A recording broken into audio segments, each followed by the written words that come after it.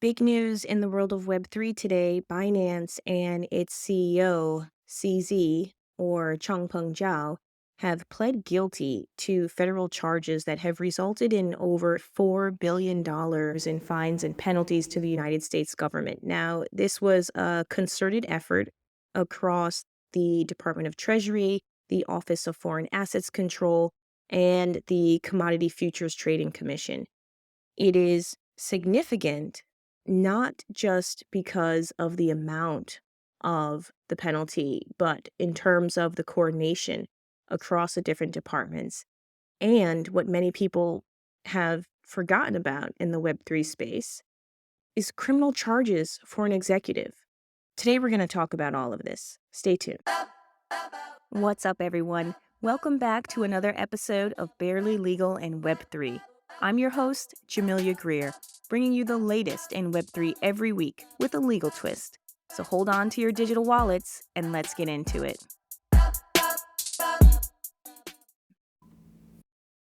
So out of the $4 billion that Binance has to pay across the agencies, let's take a look first at the Office of Foreign Assets Control. So the Office of Foreign Assets Control is basically in charge of sanctions and sanctions compliance. So that includes people who are on certain lists and blocked persons and denied parties as well. So according to OFAC, Binance knew or had reason to know that, the location of its user base, including the fact that it was matching users that were located within the United States with counterparts that were in sanctioned jurisdictions or with blocked persons. So what that means is that essentially they were in violation of OFAC regulations. And what they have committed to do as a result of this is very similar to what United Technologies Corporation, and I'll talk about that a little bit later in the podcast, but it's similar to what they had to do, which is institute an independent monitor and to really start building up a world-class compliance program, not just in terms of a policy, which I think is very prevalent in Web3 today, is that many people think, oh, if I draft this document, if I put this policy in place, everything's going to be okay. No, you actually have to put a program behind your policy, which means you have to do what your policy says. And this is significant because it speaks to the fact that many Web3 companies, and I think this is where people need to kind of pause and think a little bit, is that how much are Web3 companies actually doing when it comes to compliance? How much are they investing in their compliance team? How much are they checking on the strength and the quality of the measures that they put in place? So we'll talk a little bit more about that in a bit, but that's essentially what the OFAC charges are about. The other charges against Binance and against its CEO, CZ, have to do with money laundering and having unlicensed activity in terms of not being a licensed money transmitter. And that is in no way to play down the significance of the charges or the significance of the transactions that were occurring on the platform. And if you read through the indictment, some of the details are rather troubling. The point that I'd like to make, however, is that this is exactly what I spoke about in the beginning of this year, is that the Web3 and the cryptocurrency space are at risk because of the rapid growth and because of the fact that there is so much fast money in the space that oftentimes companies either lack effective leadership to be able to build the world-class and the robust compliance programs that are required, or they turn a blind eye because they think, as I think was quoted, is that it's better to ask for forgiveness than to ask for permission, or they just don't have the moral compass to be able to get these things under control.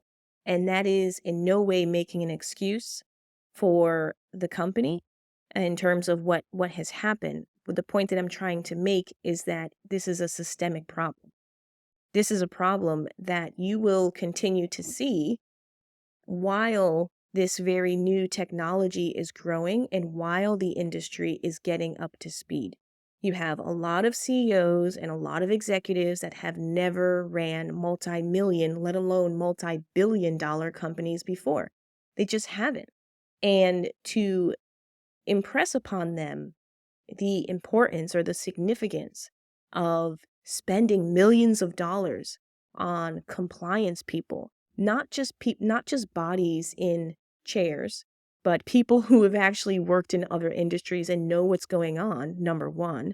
Number two, listening to those people, which is a huge problem that you can ask any compliance professional. Just go on LinkedIn and ask them and say, do people listen to you? And most of them, half of them will tell you no, that the companies that they work for don't listen to them, particularly in the tech space. And so you have a multi-layered problem that is a problem that has existed in the tech space previously, but now in this emerging tech space where there is such a press to, be the biggest, be the best, be the first one in. Yeah, compliance is put on the back burner.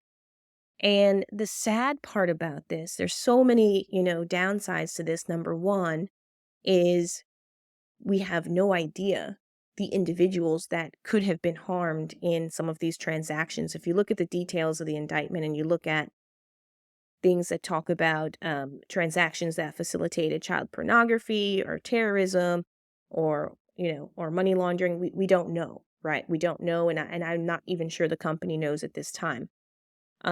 Secondly, the damage to the reputation of the industry as a whole is irreparable, right? I mean, we've been going this whole year with case after case. I didn't even do an episode about SBF and FTX because I think we just heard about it so much. It was just so talked about and just so wild and crazy that there was really nothing left to say.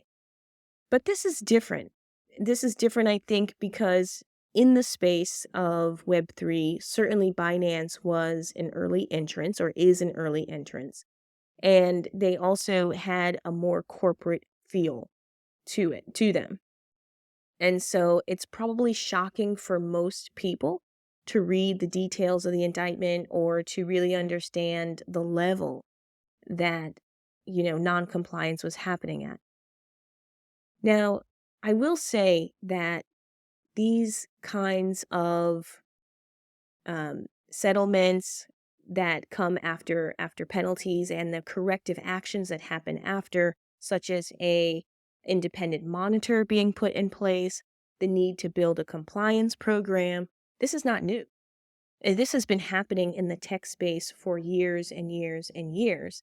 And I know because I personally worked at a company where they had to pay $55 million to the Department of Justice and start a 5-year program on trade compliance and spend millions of dollars in putting people in place. And luckily for me, I was one of those hires that came on and was able to help them with their issues that they had. And that was all based on the company is now called Raytheon Technologies. Back then it was called United Technologies. But that was all about giving sensitive technical data to the Chinese. That was military data. And so, you hear that and it's like, it's shocking, but these things happen.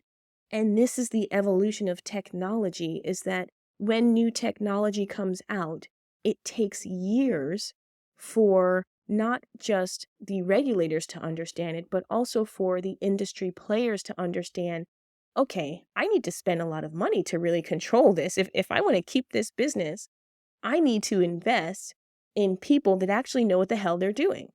And I need to invest in people that will stand up to me and say, you're doing this wrong, you're going to go to jail.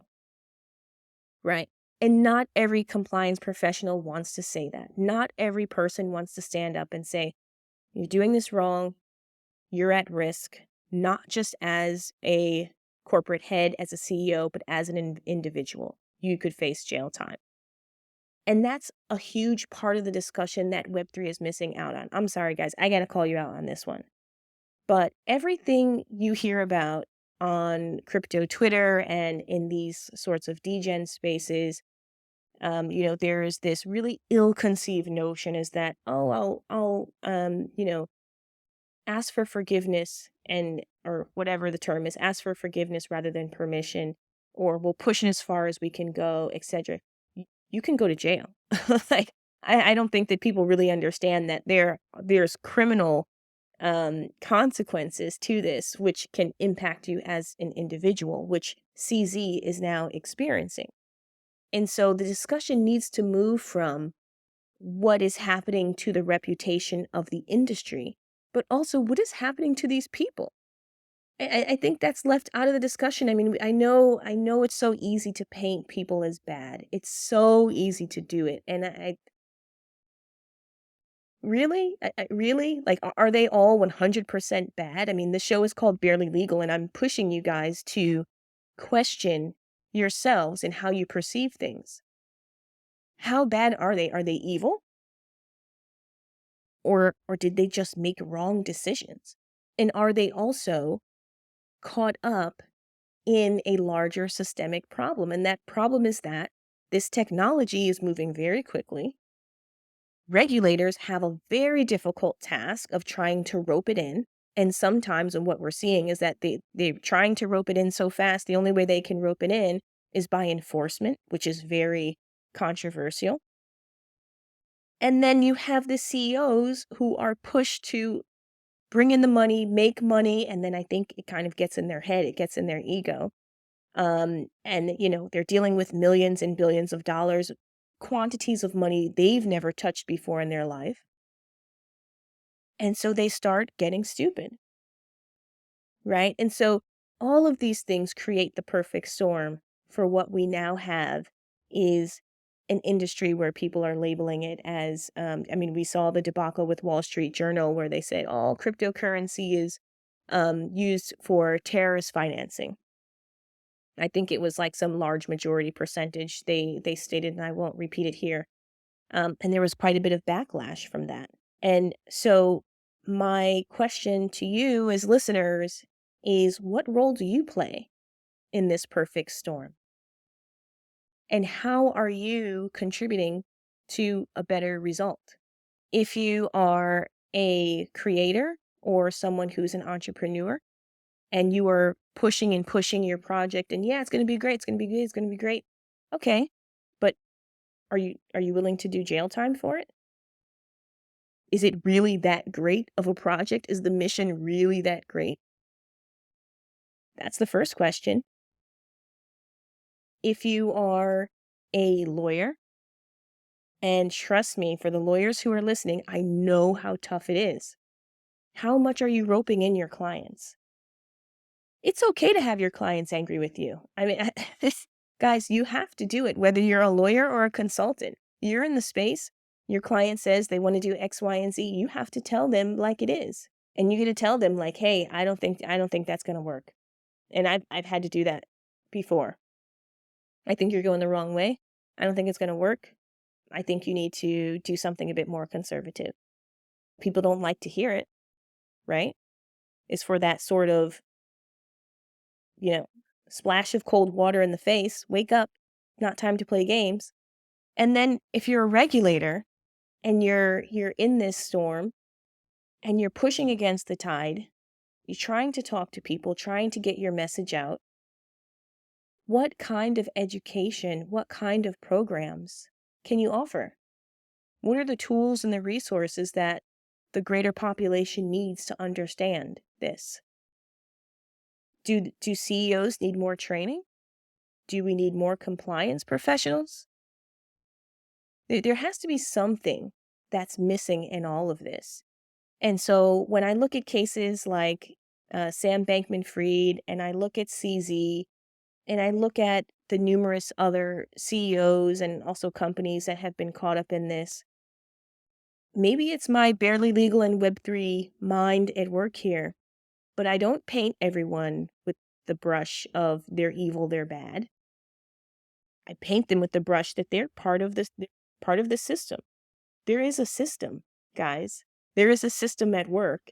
And whether you like it or not, or whether you know it or not, there are institutions and laws and flows and tides that have been rolling for years. And either you get on the right side of that tide or you're on the wrong side of it. And if you feel that the tide is going the wrong way, what can you do to change it? And that's what this podcast is all about. What can you do to change it? Because we can point fingers all day and say, yeah, he was bad, sit down, it's great for the industry. Really? Like, what? Really? Did he just wake up one morning and say, I'm going to pay $4 billion and then, risk going to jail? No, I don't think that happened. I think that he made bad choices, but I think he made bad choices being presented with some pretty tough choices. So, really interesting time to be not just having this podcast and in the space, but to be talking to people who have the power and the ability to make change. And if you are in the space building, you have the responsibility as well. I know that it's so easy to point at the regulators and say, yeah, they should be more clear. They should be more direct. But some of these charges, OFAC did not just come about overnight. The Office of Foreign Assets Control has been around for many, many years. And sanctions and gray lists and blocked persons and denied parties they're not new concepts. So why was that not followed?